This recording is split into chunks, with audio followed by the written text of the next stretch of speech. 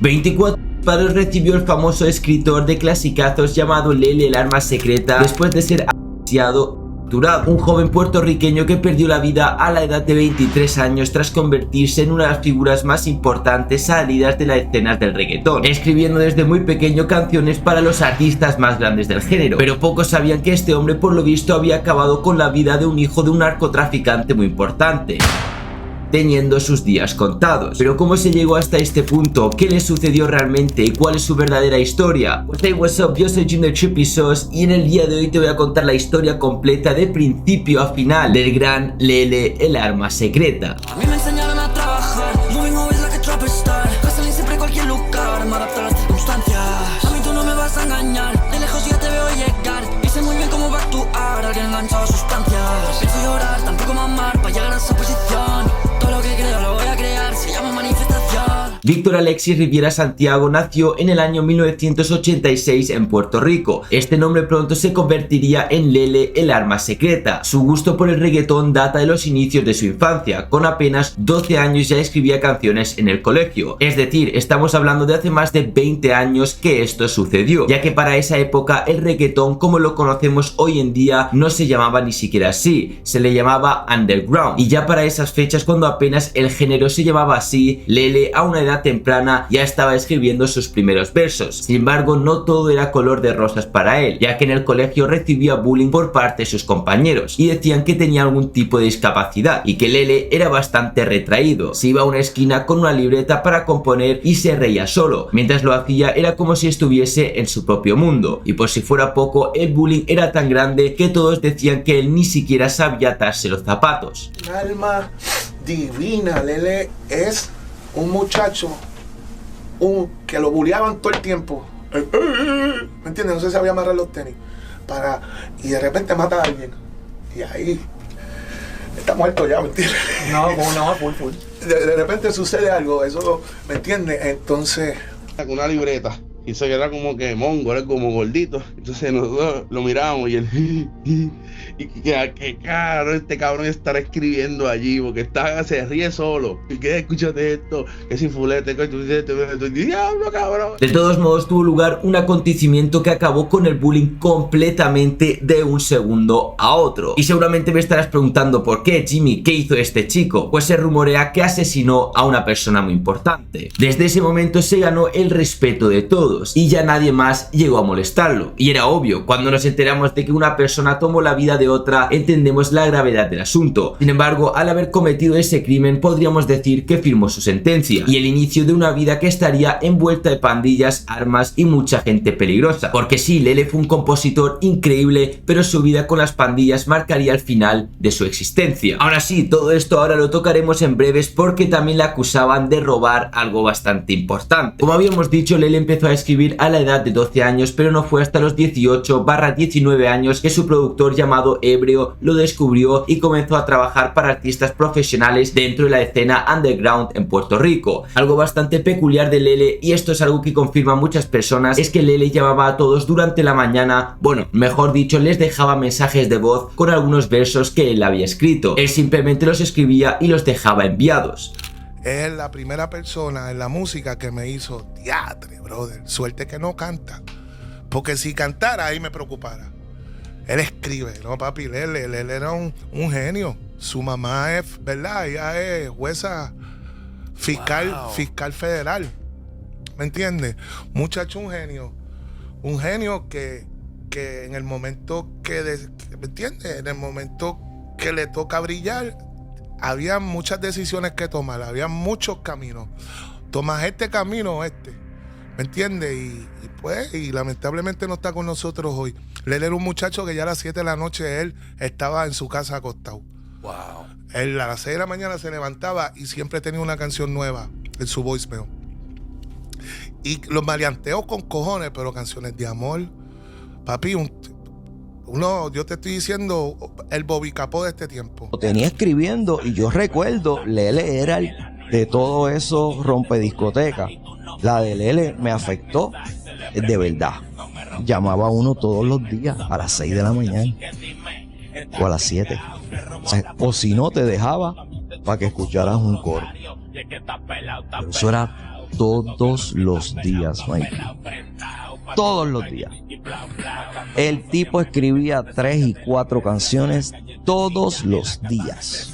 Fíjate, esa canción sí era de Lele completa la letra, porque era una historia de un tipo que tenía un punto. Y si quieren guerra, vengan. Ya que Lele se levantaba todas las mañanas muy temprano y lo primero que hacía era sentarse a escribir. Podemos decir que Lele era bien respetado por toda la comunidad debido a su disciplina, sus ganas de trabajar y su constante producción de material nuevo, todos los días para todos los que estuvieran interesados. Pero la vida de Lele cambia totalmente cuando entra a Gold Star Music, justo en el momento cuando empieza a trabajar con Héctor el Father, artista que mencionaba también en muchos otros vídeos y con el que más tarde tendrá varios problemas bastante serios. Por ello tenemos que recordar a Héctor el Father como una de las figuras fundamentales de todo lo que conocemos como el reggaetón hoy en día. Eso sí, os recuerdo que actualmente está retirado de la música y entregó su vida a Cristo. Pero Jimmy, entonces, ¿cómo termina Héctor dándole la espalda a la persona que impulsó su carrera durante tantos años? Tenemos que entender para esto que al inicio de la carrera de Héctor, él había encontrado a Lele y supo que este tenía algo muy especial, algo diferente en todas las cosas que componía, y podríamos decir que el tiempo le dio la razón. De hecho, una vez que Lele entró a Gold Star Music, el mismo Wise de Gold Pen, otro compositor muy importante, dice que Lele fue el que le puso el nombre de Gold Pen. Incluso también le hizo el branding de su marca. Si hablamos de historia, o sea, y no hablo de Héctor el Father, no estoy hablando de la real historia del género urbano, y yo tuve el honor de ser parte importante en la carrera de Héctor el Father. Me acuerdo que este disco, Bad Boy, fue el disco que hizo que Héctor el Father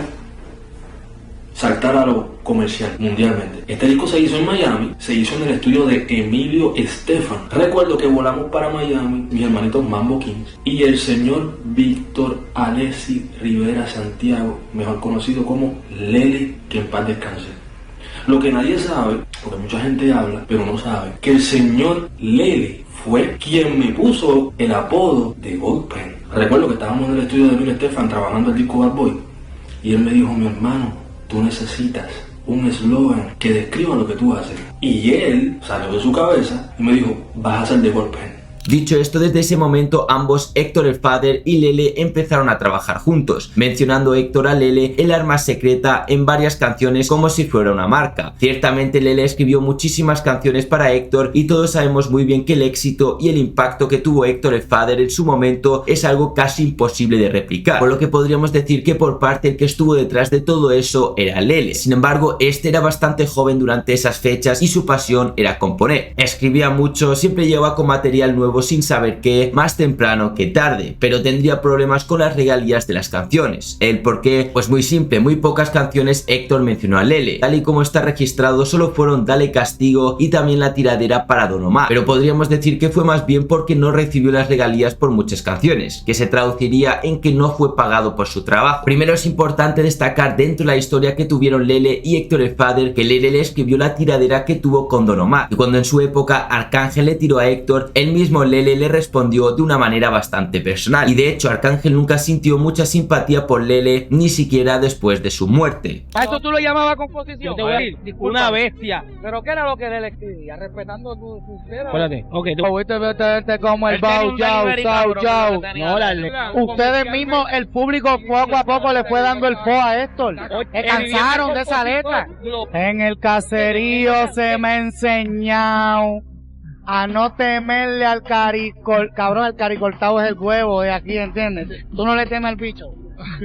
Nosotros te podemos... Cantando a Arcángel: yo controlo mi lápiz, no me comparen, chequéate el vello, traigo huellas dactilares, pero ¿con quién yo estoy guerreando aquí? ¿Contigo o con el que te escribe a ti? En cambio Lele escribió: desde que yo te conozco tú te cagas en tus calzoncillos, por ahí anda un loco tirando y tiene frenillo buscando que le apaguemos el bombillo, yo soy el terror desde Bayamón hasta Trujillo. Sin embargo, pronto todo llegaría a su fin, ya que hay que recordar que Héctor el Father se retiraría de la música para entregar su vida a Cristo. Esto es algo que muchos artistas han hecho a lo largo de la historia. Muchos años después, Farruko también se retiró para entregar su vida a Cristo, y recientemente el mismísimo Daddy Yankee también lo hizo. Entonces, después de tantos años de trabajo entre Héctor y Lele, de repente Héctor se fue así como si nada y dejó a Lele olvidado. Lele con esto claramente sintió una traición, algo que él consideró terrible, y de hecho no se lo perdonó, porque meses después Lele demandó a Héctor el Father y este le afirmaba que Héctor le debía entre 300.000 hasta hasta $500,000 en regalías por cientos de canciones que él había escrito para él. Entonces,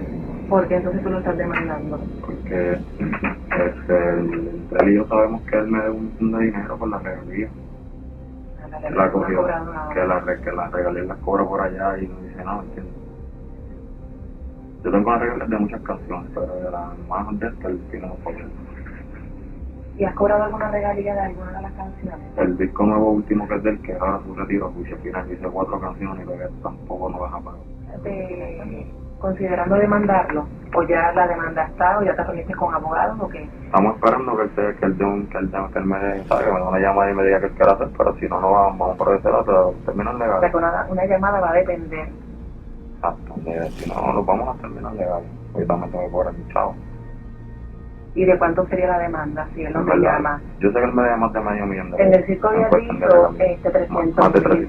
Más de 300,000. Yo asumo que serían como 500 en total, así, en entender regalías. 500,000. Entonces, y me gustaría, ¿verdad? Ya que estás en esto, a ver si él reacciona, te paga. ¿Qué piensas tú de la conversión de él a la religión? Podemos entender perfectamente el enfado por parte de Lele, es decir, después de mucho tiempo trabajando juntos, dejarlo así tirado ciertamente fue una traición por parte de Héctor el Father. Por supuesto, hay muchas teorías al respecto sobre si todo esto lo que ocurrió fue intencional, a pesar de que muchas de las teorías que rondan por el internet son en base al rencor y demás. También es importante resaltar que nosotros solo conocemos una parte de la historia, ya que Lele a fechas de hoy ya no se encuentra con nosotros y no puede contar lo que realmente sucedió. Por otra parte, también es importante resaltar que Lele era alguien muy joven e inexperto, y cuando llegó el momento en el que se le iba a pagar el dinero que le correspondía con un contrato al frente, Lele tomó una decisión diferente. Ciertamente este compositor entró muy joven en este mundo y probablemente no tuvo ningún tipo de asesoría ni conocimiento en cuanto a estos temas, por ello tomó la decisión que mejor consideró para él en ese momento, pero a la larga tal vez no sería la mejor decisión después de todo. Después de eso, Lele decidió irse con Cosculluela y a su sello Rottweilers Incorporation. Hay un capítulo importante que mencionar en cuanto a la historia de Lele y su paso por este nuevo sello, pero para concluir el capítulo de Héctor el Father, en una entrevista mucho tiempo después, Héctor mencionó a Lele una vez más, ya que Héctor tenía mucho tiempo siendo pastor y en esta entrevista él cuenta que se encontró a Lele en una barbería y que estaba con alguien. Aún así, todo parece bien hasta aquí, pero la historia concluye con algo que parece muy difícil de creer después de todo. Y en las canciones decía que me iba a matar, que esto y lo otro. ¿Y qué pasa? Pues eso, ¿verdad? Yo decía, bueno, señor, yo sabía que en el mundo él no se iba a atrever a hacer eso, pero ahora pues yo me convierto a Cristo, ¿entiendes? Él comienza a pasarse con un montón de gente y pues yo decía, bueno, señor, cogió velocidad, yo digo, señor, este hombre me quiere hacer algo, y donde quiera que se metiera, yo le doy una bofetada, yo lo voy a partir. Yo recuerdo que un día estoy en la barbería, cuando estoy en la barbería, yo recuerdo que de momento me dice, mira, para que viene Lele. Y yo, rayo, Dios mío, señor. Yo llevaba como 2 años convertido. Señor, dame fuerza porque yo no sé qué vaya a pasar, ¿verdad? Cuando Lele llega aquí, yo no sé si este hombre me da una bofetada. La Biblia dice que hay que poner otra mejilla, pero yo todavía estoy crudito, yo no sé si yo le tire para atrás. Yo estaba, ¿verdad? Pensando en mi testimonio. Pues yo digo, bueno, si yo le zumbo a este hombre, yo no cacho que voy para qué, para que voy después para la iglesia. ¿Entiendes? Porque después que le zumba el testimonio uno se va a ir por el piso. Por eso es que uno tiene que cuidarse y estar siempre orado y saber para dónde uno va y preguntar al Señor, que el Señor dirija. Yo recuerdo entonces que de momento Lele llega, pero ¿qué pasa? Cuando Lele llega, Lele no llega solo. Lele llega con un hombre que yo sé que era un loco, con un hombre que yo sé que era un asesino. Entonces, ¿qué pasa? Ya esa observación que yo tenía, que decía no se va a atrever, porque cuando estaba en el mundo él me respetaba. Ahora yo cuando lo veo llegando con ese hombre que es un loco, yo digo, ahora un momento, este hombre a lo mejor solo no se atreve, pero anda con Superman. Y si anda con Superman, va a querer volar. Yo recuerdo que de momento ellos entran a la barbería, Carlito, y yo estoy pensando mi testimonio. Señor, ten misericordia, que no pase nada. Cuando Lele entra, automáticamente, está mi primo también, que se va a recién convertido. Y yo digo, bueno, si yo le tiro un puño a el primo va a tirar, esto es un revolú que se forman aquí. ¿Qué pasa? De momento, cuando Lele entra con esa persona, el espíritu me dice, dale la mano y dile Dios te bendiga. Y yo recuerdo que yo me levanté y fui donde le dije Dios te bendiga. Yo recuerdo cuando le dije Dios te bendiga, el que andaba con él, que era un asesino, estaba lleno de collares. Ese hombre comienza a llorar y a quitarse los collares y a decirme yo no puedo dormir. ¿Qué pasa? Cuando él empieza a llorar, Lele también empieza a llorar. Y yo digo, wow, qué cosa más terrible. ¿Sabes qué? Eso fue la barbería de César. Se formó ahí un culto, mi alma adora que soy. De momento, esa gente que decían que me querían hacer algo, que me querían matar, de momento esa gente ahora están diciendo, por favor, oren por mí. Gloria a Dios. ¿Sabes? Que ese día yo dije, wow, qué cosa más terrible. ¿Sabes? Como Dios toma el control. Ahora, eso sí, hay que estar metido con... De hecho, Héctor también dice otra cosa sobre Lele precisamente 2 semanas antes de morir. Él se crió en Parque Ecuestre conmigo. Cuando yo comencé a cantar con Tito, que yo llevaba ya como 9 años, Lele no existía todavía porque Lele era un nene. O sea, Lele llega a mi vida cuando yo comienzo, ¿sabes qué? A hacer Héctor el Father. Y yo nunca he negado. Fíjate, yo siempre he dicho que no solamente me escribía Lele, es más, la mayoría de las canciones de mi disco de Bad Boy las escribió Wise. Búsquenlo para que usted vea. Yo siempre he creído, ¿verdad?, en que me gustaba para aquel tiempo, ¿verdad?, tener escritores buenos. Inclusive este disco, tengo muchos escritores. Escribió Wise, escribió Mal. Porque acuérdate que yo no solamente era artista, yo también era productor. Y yo como productor, para aquel tiempo, yo quería que saliera una buena canción. Yo quería que saliera un buen producto, no importando quién lo escribiera, quién se llevara el mérito. O sea, y ciertamente no, yo nunca me he negado. Sí, le fue una pieza importante. Llegaba al estudio con una canción, le pueden preguntar a Rifo, le pueden preguntar a Noti, y yo cogía la canción, se la rompía, le decía, no, vamos a coger esta parte, esta no me gusta, le quitaba. Y yo pues producía el tema, pero Lele era mi amigo, era mi hermano. Y la gente no sabe muchas cosas, y yo sé que mucha gente habla, pero Lele, antes de que lo mataran, 2 semanas antes, yo hablé con él. Nos pedimos perdón, lloré por él. Me acuerdo que un día me llamó a las 3 de la mañana para recordar por él, porque estaba en depresión, estaba deprimido. Lo que pasa es que estas cosas yo no las hablo porque pues yo ahora, ya yo no vivo para lo que diga la gente. Ya yo vivo para que lo que piense Jesús de mí.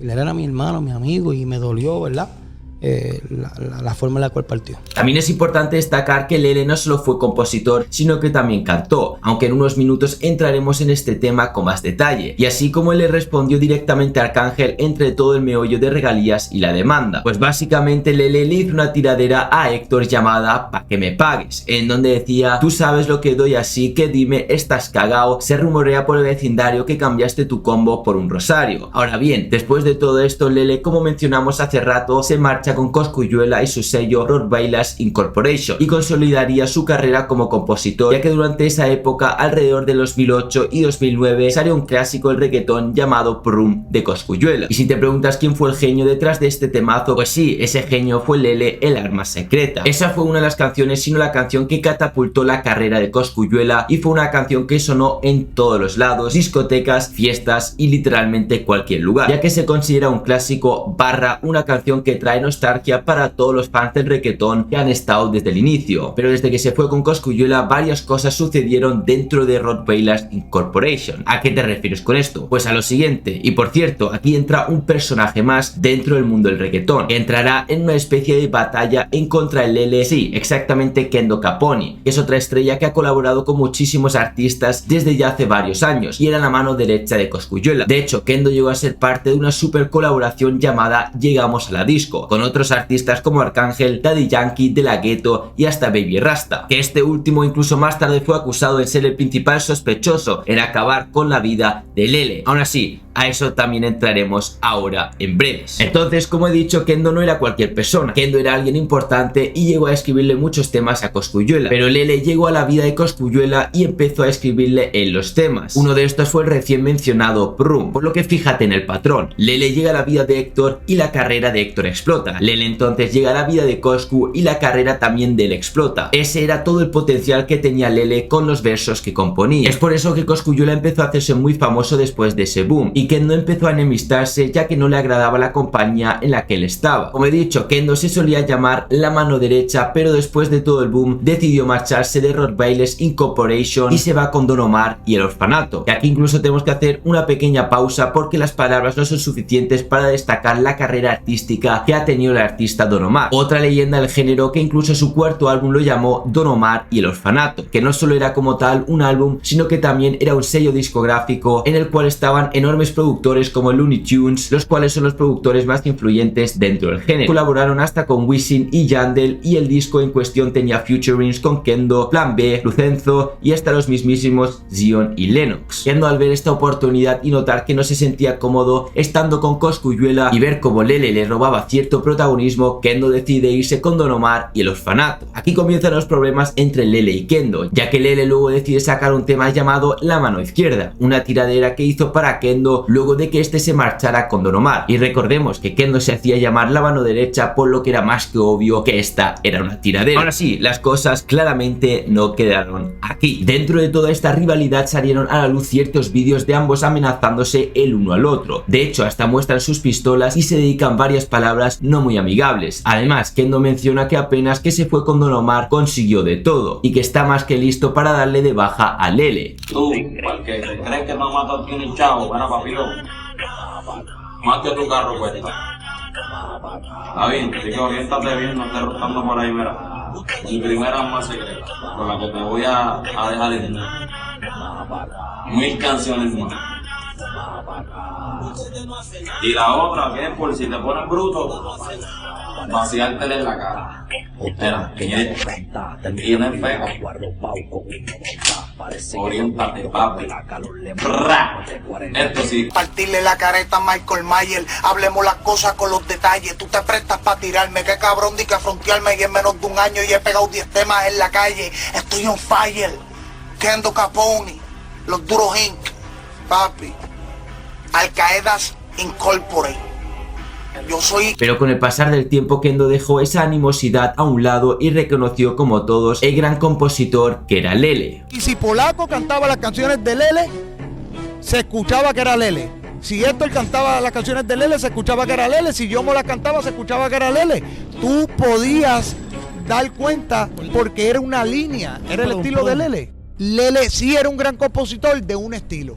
Y si Polaco cantaba las canciones de Lele... Después de todas estas amenazas, cuando Lele murió, se sospechó que Kendo pudo ser el asesino o el responsable de enviar a alguien a asesinarlo. Sin embargo, como he mencionado antes, el internet está plagado de teorías sobre el responsable detrás de la muerte de Lele, aunque en cuanto a su fallecimiento, en un momento llegaremos a eso. Ahora bien, dejando a un lado todos los artistas con los que trabajó, otro más de ellos fue Yomo, el cual quería mucho a Lele y siempre mostró su preocupación hacia él durante los últimos años en los que estuvo rodeado de peligro. Pues mira, tenemos los federales investigándonos, ¿verdad? ¿Qué pasa? Llega Lele, lo saludo, me lleva el carro. Cuando llegamos al carro y me siento, hay una pistola. Yo me impresiono y le di el consejo a Lele, hermano, que tuviera cuidado, que la pistola, ¿me entiendes? Porque no puede, ¿me entiendes? Y le dije, mira, ahí están los federales, hermano. Entonces me están poniendo en riesgo con esta pistola, Lele, ¿entiendes? Acuérdate que todo en Puerto Rico mucha gente anda con pistola porque Puerto Rico es malo, está malo. Y le dije, pa, ¿me entiendes? Te puedes perder la vida, Lele, mi amor, hermano, enfócate, ¿me entiendes? Y para cosas de la vida, una semana después vino un amigo mío y me contó que usaron su propia pistola para matarlo. El Arma Secreta también tuvo su carrera de cantante, sin embargo, esto no tuvo un impacto muy grande y en muy poco tiempo la carrera se disolvió. Su grupo se llamaba Endo y Lele. Endo era un gran amigo de él, pero eventualmente terminaron bastante mal. Lele solía mencionar que Endo era muy impuntual y bastante indisciplinado a la hora de trabajar. Después de todo lo que hemos mencionado de Lele, podemos entender que esa falta de compromiso no le caía muy bien después de todo. Lele era alguien que ya tenía canciones listas en la mañana y que ya estaba en el estudio a las 8 de la mañana. Entonces, eso lo dice todo. Ahora, el trágico final de Lele estuvo marcado por sus malos pasos. Desde muy temprana edad estuvo metido en problemas en las calles y una vez caes ahí, claramente es difícil salir. El mismo Yomo le expresó su preocupación en diferentes oportunidades. No quería ver a Lele metido en problemas, ya que una vez incluso llegó al estudio de grabación con nada más y nada menos que una AK-47. Con Lele. Papá, Lele, yo entro a Goldstar. Lele, yo lo llamaba todos los días a las 8 de la mañana. Y ya él tenía una canción escrita y la dejaba en el teléfono. Lele, cuando Goldstar se puso difícil, que explotó, ¿puedo hablar de eso? Explotó una guerra, esto era así y se dividieron los bandos. Yo lo explico en las canciones. Papi, Lele llegaba con un AK-47 al estudio.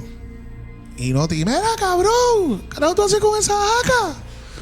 Y Lele venía y decía, cabrón, a ti no te están llamando para matarte, ¿verdad? Porque la guerra era real. Goldberg fue real. Fue real, ¿me entiendes? De que tú tenías que tener cuidado porque te podían explotado y a muchos. Y tú sabes lo más malo, que los que se explotaron fueron los mejores amigos, ¿me entiendes? Lele sabía en qué estaba metido y sabía que muy probablemente, muy pronto, su final llegaría. Por eso estaba nervioso y armado todo el tiempo. Y con toda la razón del mundo, porque Lele pertenecía a una pandilla criminal de Puerto Rico llamada la ONU. Y no estamos hablando de la Organización de las Naciones Unidas, estamos hablando de la Organización de Traficantes Unidos. La canción de Johnny Stone y Durango, la arma secreta, estamos haciéndola para acá, ella mismo pirateada, está súper cabrona, va a haber muchos downloads, y esperen el disco de Secret Family, este hombre también va para el disco, y aquí está Durango en las pistas y artistas, de todo este ritmo también. En las pistas, y aquí está ellos, tú sabes con nosotros, el corillo, la casa, los extranjeros en la casa. Ahí está Mosquito, por si las moscas ustedes se dan, por esta uña y por la gran puta. 5 y por la...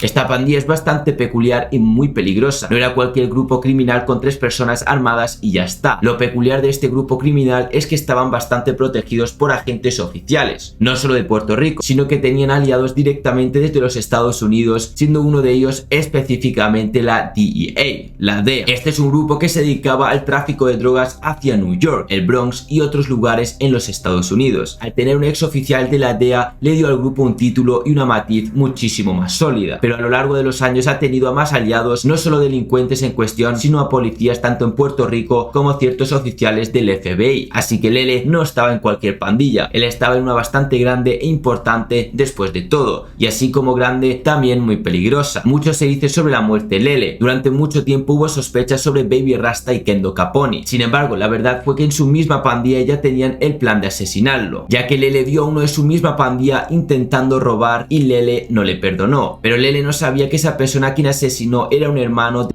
un traficante muy conocido dentro de la misma pandilla, así que el tiempo para Lele estaba contado. Yomo dice que el asesinato de Lele fue tan bestial y cruel que incluso lo asesinaron con su propia pistola. Es por eso que el 1 de julio de 2010 perdió la vida. Porque no aguantaba tanta presión, mano.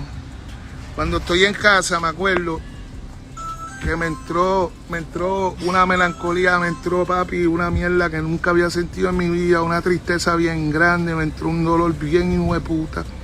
Cojo la guitarra, subo al techo de la casa, porque yo vivía en el 3er piso y usualmente subía al techo a contemplar las estrellas, la luna y eso. Y tocando guitarra me acuerdo que vi la presencia de Lele al lado mío. No sé si eran las pastillas, no sé si era mi mente. Y el tanto quererlo y el tanto pensarlo y el hecho de que no estaba, el hecho de que fui a verlo a la funeraria y tenía la caja sellada, el hecho de que lo había visto una semana antes y lo había aconsejado que se cuidara, que él era bien importante, el hecho de que habían matado mucha gente antes, todo, pues sí, mano, yo veía... Lele se me sentó al lado y hasta el sol de hoy yo sé que Lele estaba allí, en verdad, no sé, ¿me entiendes? Yo soy un hombre de mucha fe, creo en lo espiritual y acuérdate, soy al... Pero como si esto fuera poco, a Lele le dieron 24 disparos y su cara quedó totalmente desfigurada. Sus padres solo lo pudieron reconocer por un tatuaje que tenía detrás de la oreja. Apaleado, torturado, lo oficiaron y después lo ametrallaron. Después lo ametrallaron en el rostro. Exacto, no pudimos ni verlo. Y entonces, o sea, cuando Ciencia Forense los llama a ustedes para identificarlo, no pudimos verlo. Hay un tatuaje que tenía aquí que decía Secret Family. Me dan esa parte de la oreja, porque ya el rostro lo tenía completamente desfigurado. ¿Quién lo identificó? Se dice que Lele iba en un coche, específicamente un deportivo azul, y según la teoría de que lo mandaron a asesinar, él le había mencionado a su compañero que sí efectivamente había asesinado a alguien. Su compañero le respondió con que no debía hacerlo, ya que era familiar de una persona muy importante dentro del grupo, y sin mediar palabra le dio más de 20 disparos. También se especula que primeramente fue torturado, baleado y luego llevado al lugar en el que encontraron el coche con el cuerpo adentro. Las palabras son insuficientes para expresar lo lamentable y cruel que fue su muerte. muerte. Pero ya sabéis que la calle no perdona. Lele tan solo contaba con 23 años de edad cuando falleció. Sin embargo, con el pasar del tiempo su legado se ha consolidado y hoy más que nunca es recordado en la historia como uno de los mejores compositores del reggaetón y del underground. ¿Entiendes? A veces, porque somos seres humanos, pecamos, erramos, ¿me entiendes? Y Lele nunca, coño, ¿me entiendes? Y me dio tanta pena porque Lele era uno de los mejores escritores que ha tenido la música urbana. Ya. Definitivamente. Y ahí, ¿sabes? Las redes sociales todos los días todavía hablan de Lele. Todos los días yo lo leo, Lele, hablan de un tema, no Lele. Y yo me quedo como que, wow, el legado de Lele fue bien grande. Dentro de lo que fue esa etapa, ¿cómo tú veías a Héctor cuando los rompediscotecas hacían de la suya? ¿Siempre la aconsejaba? ¿O tú sabías que iba a pasar eso con él, que en algún momento se iba a entregar a Dios? Dicen que Héctor era puerquito, insecto, y no, papi, Héctor, a veces yo decía, si yo tuviera tu poder, yo... Es curioso, pero después de todo esto, por lo visto también a Anuel le faltó el respeto en una de las canciones. Pero más tarde en un directo el artista se arrepintió por lo que había dicho y pidió perdón. Como 10 meses antes que saliera la parte original, antes de yo enviársela a Zion y a Barro, él me escribió, discúlpate con Lele, el alma secreta y que Dios lo bendiga también. Y de los muertos no se habla, yo me volví a loco con un par de canciones de los muertos. Y me disculpo, seriedad, me disculpan de las veces que hablé de los muertos ignorantemente. Sigo con esto, te he contado la historia completa de Lele, el alma secreta. De todas maneras, también he hecho más vídeos sobre artistas puertorriqueños que si no los has visto, ahora mismo los tienes en la pantalla. Yo soy Jim de Trippy Sauce y nos vemos en nada de vuelta.